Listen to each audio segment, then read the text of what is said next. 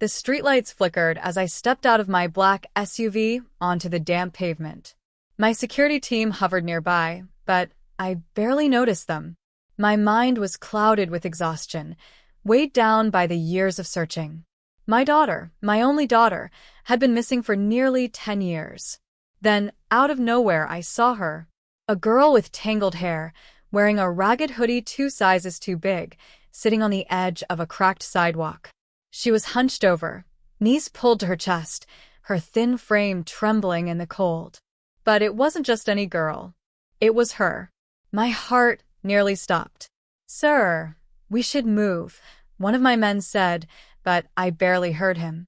I took a step forward, but before I could call out, a woman, homeless, clearly, wrapped an arm protectively around my daughter. "What the hell?"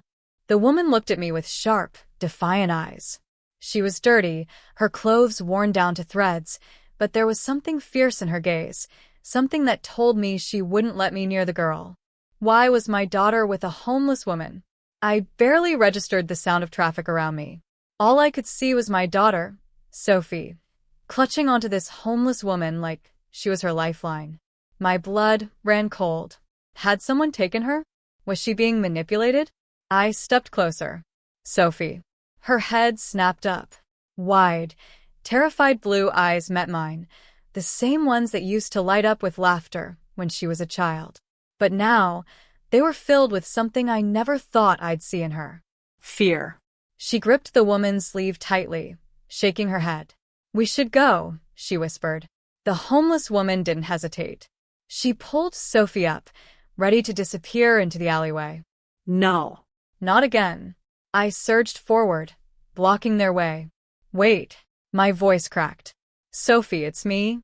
It's your father." But she didn't respond. She looked at me like I was a stranger, like she didn't trust me. A lifetime of searching, of burning through private investigators and police reports had led me to this moment, and my daughter was running from me. "Sophie, please," I pleaded, stepping closer. "Where have you been? Why didn't you?" "I don't know you," she said coldly. Those 4 words ripped through me like a bullet. The homeless woman pulled her back. "He ain't worth it, kid," she muttered. A mixture of rage and desperation exploded inside me. What the hell did she mean by that? Who was she to keep my daughter from me? "Who are you?" I demanded. The woman smirked, but there was no humor in it. "Someone who actually cares about her," she shot back. I flinched. Sophie's fingers curled tighter into the woman's sleeve. "Let's go," she whispered again. And just like that, they disappeared into the night. I stood frozen, my world spinning. My daughter didn't just vanish from my life again. She had chosen to leave. I had never felt powerless before. Not when I built my company from nothing, not when I crushed my competitors. But this was agony. "Sophie," I shouted, running after them. My security team followed, but the woman and my daughter moved fast, slipping through alleys like they knew the streets better than I knew my own home. And maybe they did. I found myself at a dead end, breathing heavily. The streets swallowed them up, just like they had all those years ago. "No. I won't lose her again." I turned to my head of security, my jaw tightening. "Find them. Now." Hours later, I sat in my penthouse, staring at a single grainy image on my laptop screen. My security team had pulled up footage from a nearby gas station. The woman, her name was Elena Carter, homeless for nearly 8 years, known to take in runaways. And my daughter?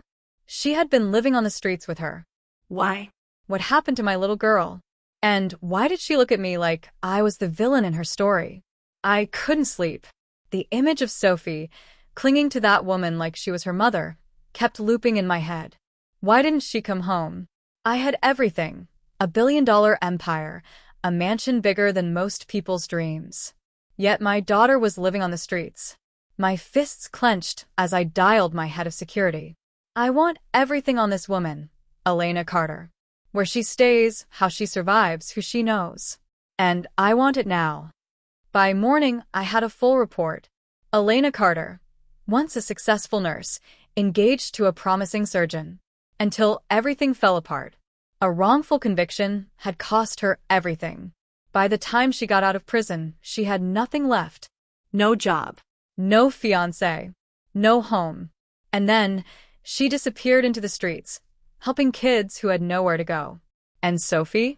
She'd run away from home at 15. Why?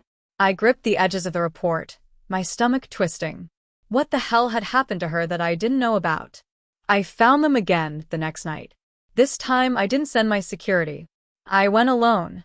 Elena and Sophie sat outside a rundown shelter, sharing a piece of bread.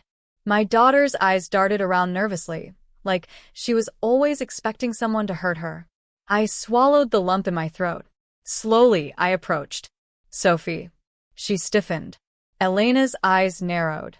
Didn't get the message last time, huh? I ignored her. My focus was on Sophie. You don't have to live like this, I said, my voice almost breaking. Come home. She looked at me, expression unreadable. And then she whispered, I was home, and no one noticed I was gone. Her words slammed into me. What do you mean? I asked, my throat tight. Sophie turned to Elena, almost like she needed permission to speak. When Elena nodded, my daughter exhaled shakily. You never noticed, Dad. Not when Mom died. Not when I stopped talking. Not when I disappeared. I felt sick. That wasn't true. That couldn't be true. I hired the best investigators. I spent millions searching. But looking at her now, I realized the truth. I had searched for Sophie, but I had never noticed her when she was right in front of me. Elena stood, placing a protective hand on Sophie's shoulder. You're not taking her anywhere, she said flatly.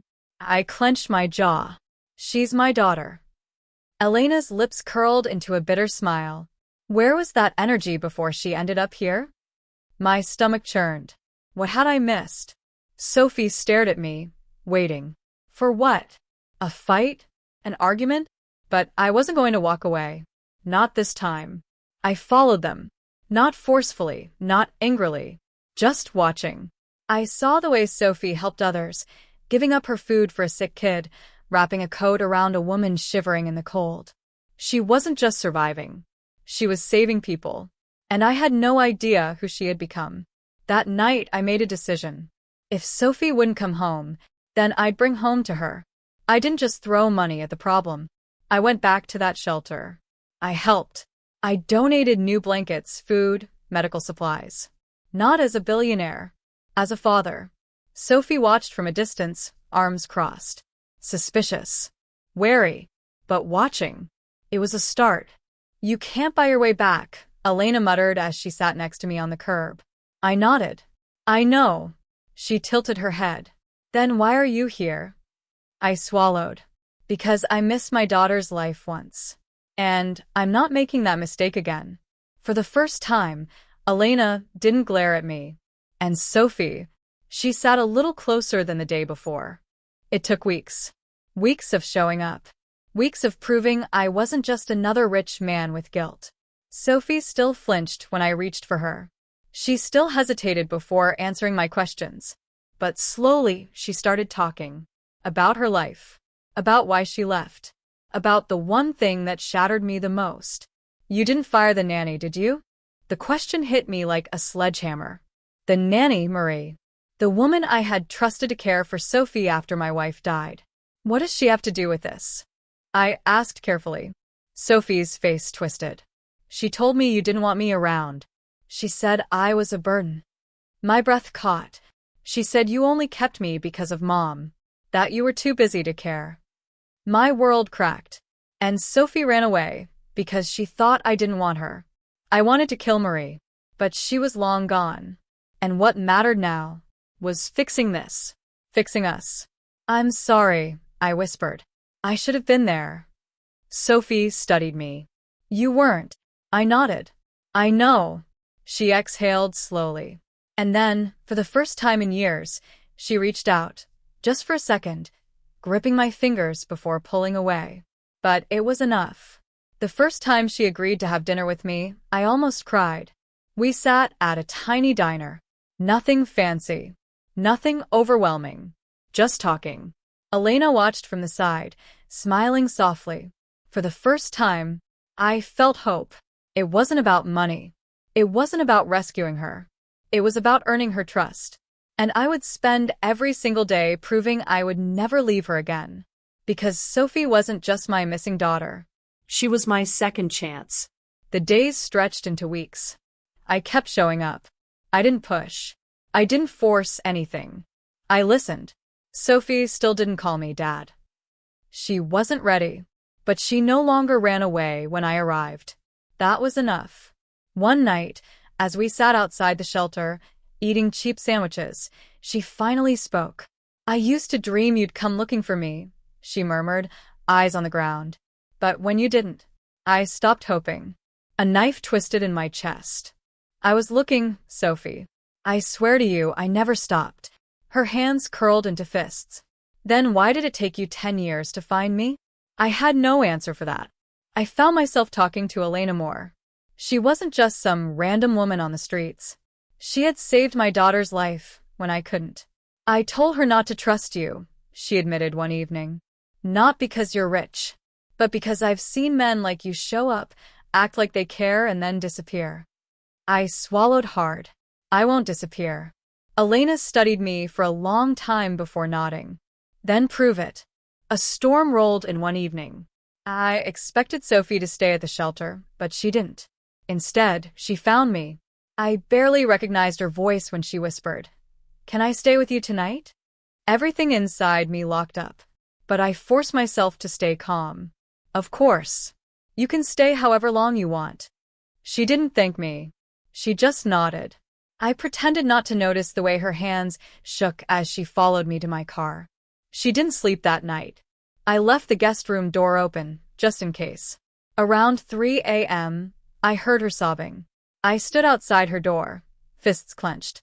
I didn't go in. I wanted to, but I knew she needed space. And then, just before dawn, I heard her voice. Soft. Shaky. "Dad." My heart nearly stopped. I pushed open the door. "I'm here." She collapsed into me. And for the first time in 10 years, I held my daughter again. It wasn't perfect. She had nightmares. She struggled to eat properly. She still jumped at loud noises. But she was trying. And so was I. Elena visited often. Sophie needed her. I didn't mind. I owed that woman more than I could ever say. One day, Sophie asked something unexpected. "Can we visit Mom's grave?" I blinked. "Of course." She hesitated. I haven't been there since I left." I reached for her hand. "Then we'll go together." And for the first time, she let me hold her hand without flinching. At the cemetery, Sophie broke down. "I thought I lost both of you," she whispered. I wrapped an arm around her. "You never lost me, sweetheart. I just took too long to find you." She buried her face in my chest. For the first time, she let me comfort her. We weren't perfect. There were still days she pulled away, still moments where I saw the ghost of the girl she had been, the girl who had survived without me. But then, there were nights she sat beside me on the couch. Mornings where she didn't flinch when I hugged her. Slowly, we were becoming a family again. One evening, she turned to me. "You know, I used to wish for a different father," she admitted. Pain ripped through me, but I nodded. "I don't blame you," she exhaled. "But now, I just wish we had more time." I took her hand. "We have all the time in the world, Sophie. And I won't waste another second." It had been 10 years. 10 years of searching. 10 years of waiting. And now my daughter sat beside me, not a stranger anymore. She wasn't ready to say, "I love you." But she didn't have to.